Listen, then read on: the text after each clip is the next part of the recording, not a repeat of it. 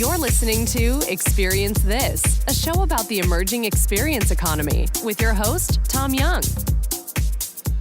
Hi, this is Tom Young. Welcome to Experience This. I'm sitting here with Kiran Bajwa. Hello, Kiran. Hey, how's it going? All right. Hey, so we're introducing this concept called the experience economy. Yeah. And it's really about you and I have had conversations over the last couple of years about, what happens in a post-digital world. What are people really going to do once they saturate themselves?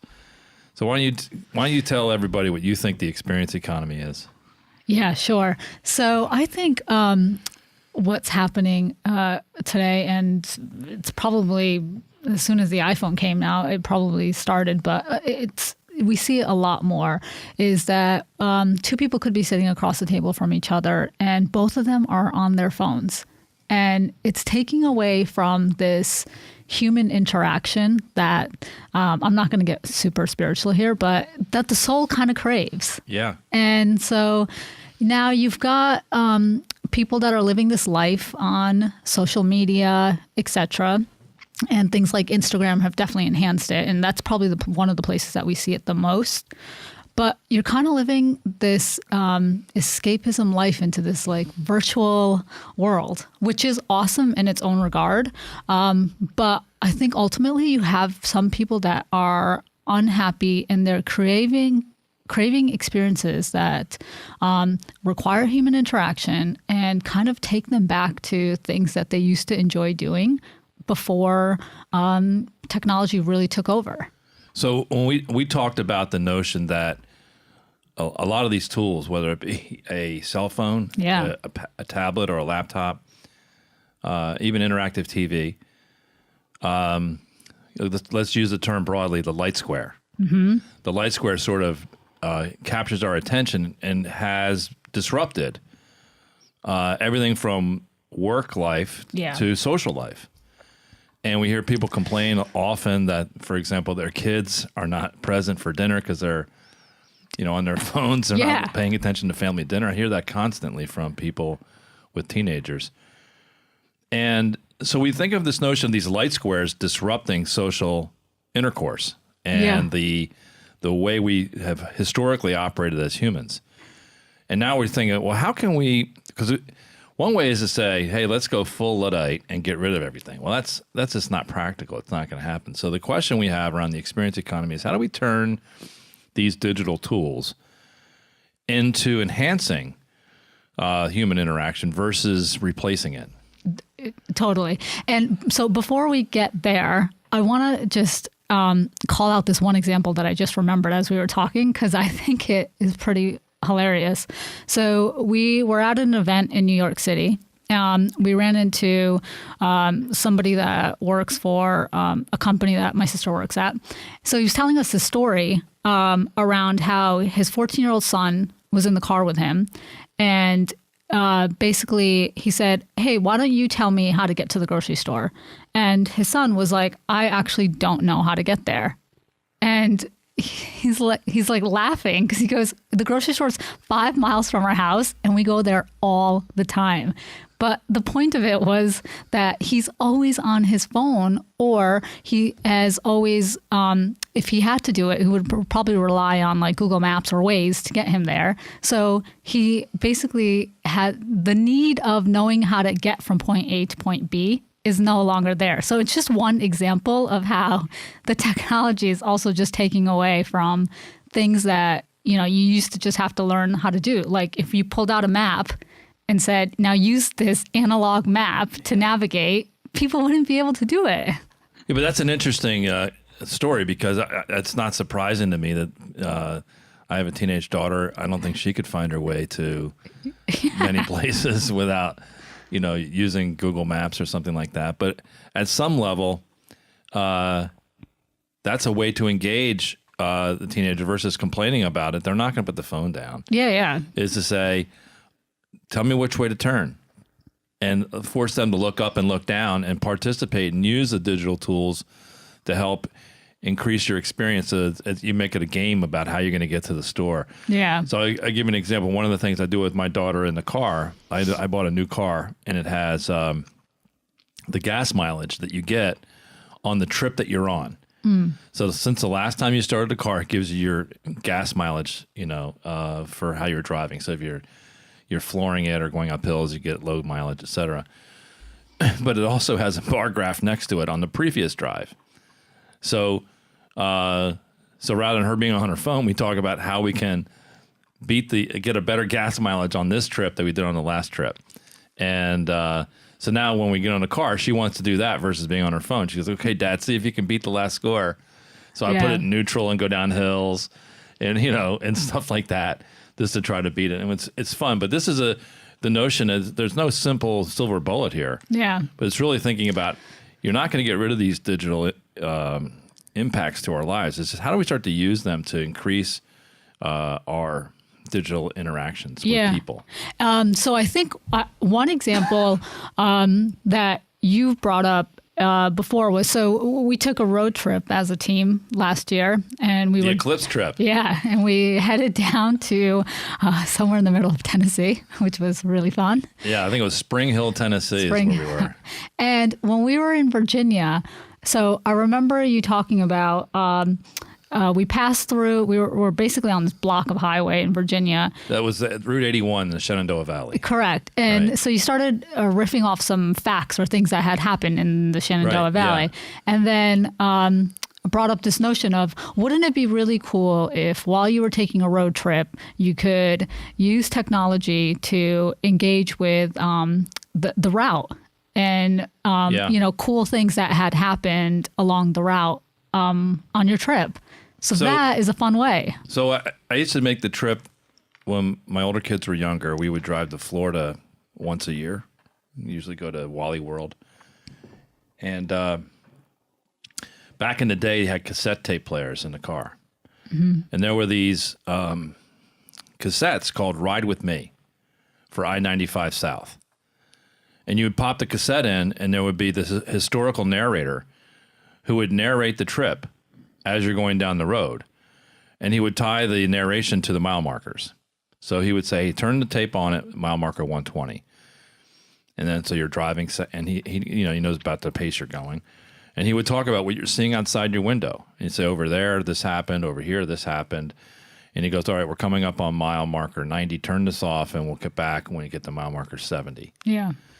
And it was old technology in the sense of today, but at the time it was pretty cool. Now today, with smartphones and digital cloud-based storage of what you could now use geosynchronous stuff and dynamically render this as you're moving forward. Oh yeah. The issue is a lack of content. Right. But that was a pretty cool series. It's called Ride With Me, and they had it for, I don't want to say a dozen interstate trips. Major trips. Wow. And I listened to several of them, and it was fantastic. But you can only do it really once. Oh, yeah. Right? Yeah, exactly. But another narration that would give you some kind of, using, again, this is a situation. How do we take the technology and make the analog experience better versus destroying it? Yeah, definitely.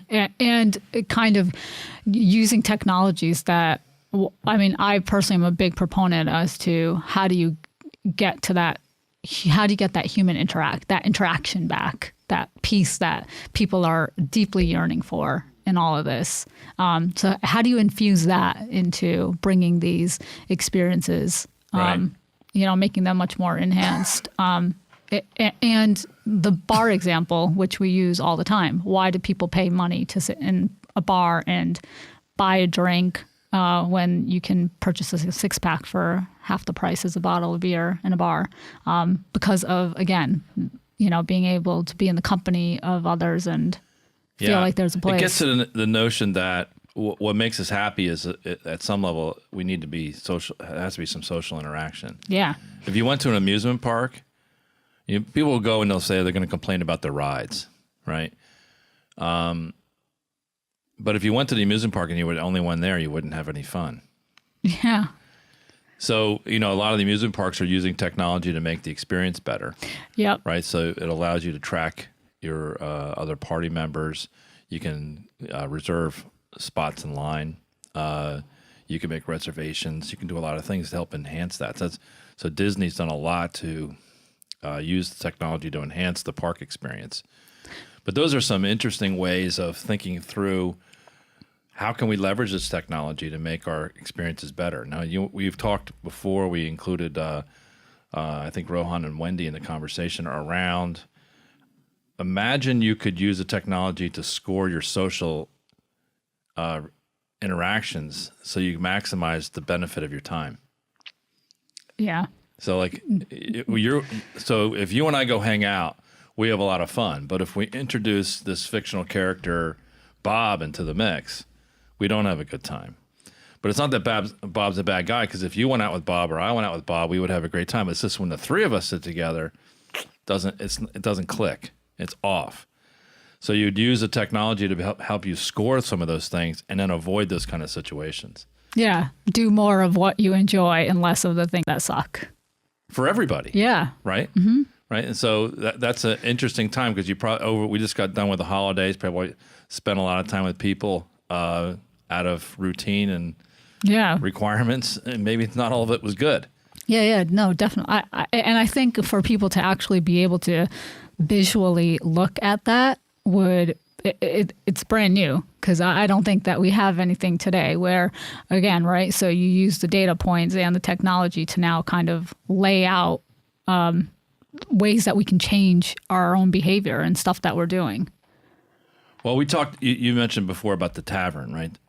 Which is an easy example to understand. People will pay for an experience if it involves the right social scene for them. So you pay $5 or $6 for a beer at a tavern. You could pay less than $1 for a beer at home. Yeah. But people do it. And people don't even question that. You can go to a restaurant and the food costs, a fifth or a tenth of what you're paying for it. But you can argue you're paying for the convenience of not having to cook or clean, but it's more than that. And so, but where can we take digital technologies and do even more around new things in analog experience? That's what we want to talk about with these conversations around the experience economy. And for 2019, we really want to explore this concept of how do we use technology to enhance our experiences. Yeah, and I'm sure we'll definitely dive deeper into some of these. And I'm just thinking some of the examples that are starting to pop into my mind of how we're kind of seeing this. So I know in New York City, there's an event called Daybreakers. And it starts around either 6 or 7 a.m. You head there before work. There's no alcohol involved. You can grab a cup of coffee or a green juice, and everyone wears a set of headphones, and it's silent. However, there's music coming in through the headphones, and you have almost a rave at 6 o'clock in the morning before you go to work. And so the technology is enabling this party to go on, but if you were to take the headphones off, it would be quiet. And everyone is dancing and having a really fun time at 6 o'clock in the morning. Wow. Yeah. That's really pretty wild. Cool. Yeah. Yeah. You mentioned you just went recently last week to Starbucks Roastery in New York. Yes. That's an experience. Oh, it's a phenomenal experience. Just from the minute you walk in to the time that you leave, everything from the aesthetics of the place, the layout, one of the coolest things is as soon as you walk through the front doors on the left-hand side, they've got this black and white ticker board, which is almost like something you'd see in Penn Station circa 1950, where the letters kind of rotate. Yep. And so they tell you, for example, it changed 3 times while we were there. And in the beginning, it was, hey, welcome to Starbucks Roastery, and download the app for the journey. The second change was, we're now brewing Starbucks Christmas Reserve. And then the third change was some other information. But they give you information about real-time stuff that's almost happening. Like it's the trains. Yeah, running. exactly. And then you went to Restoration Hardware, another experience retail place. Yeah, so a couple doors down, walked right into Restoration Hardware. 5 floors of beautiful, opulent, luxurious furniture. But the point is that you can go to the bar, a coffee shop and a bar that they have on the third floor. You can grab a cup of coffee, which will set you back probably about $6, or a glass of wine, which is 20.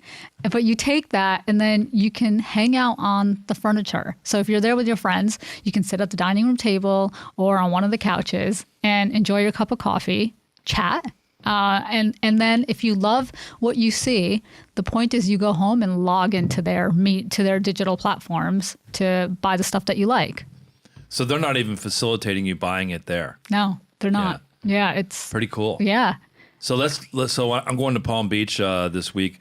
When I get back, let's make a trip of that. Oh, definitely. And yes. We'll get Jordan to come and he can video some of this stuff. That'd oh be my great. God. Yeah. It's so cool.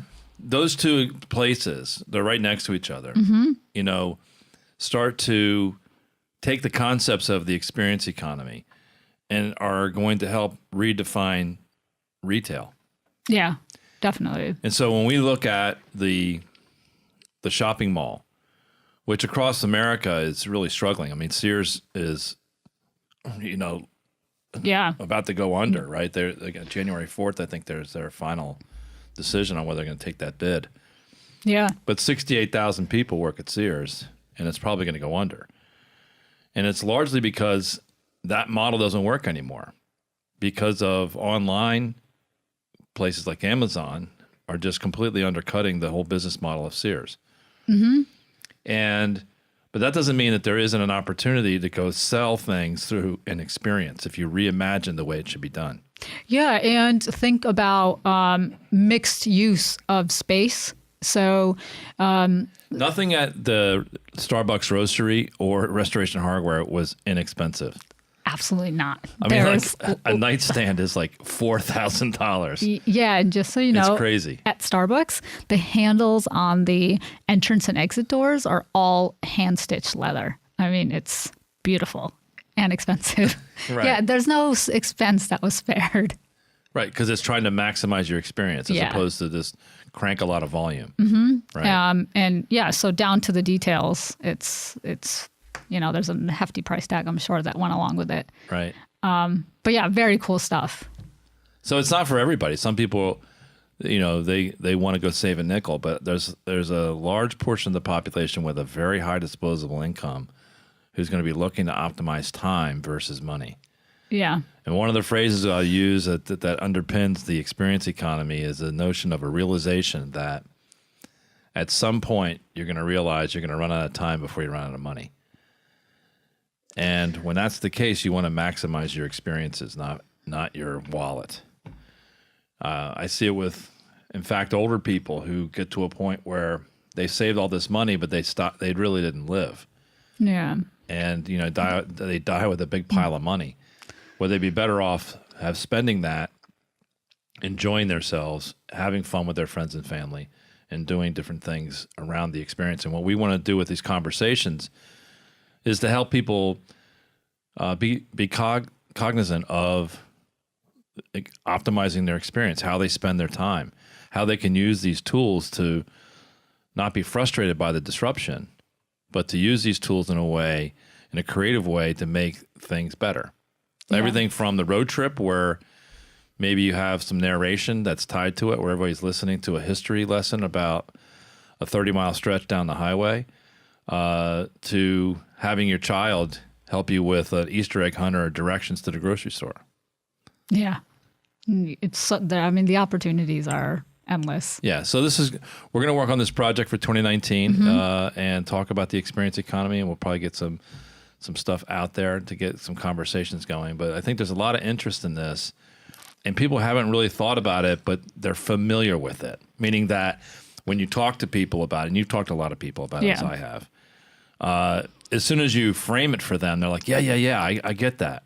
And now we want to have conversations about, okay, now that we get it, what do we do about it? Yeah. And it would be cool to also explore some of the underlying drivers. I'm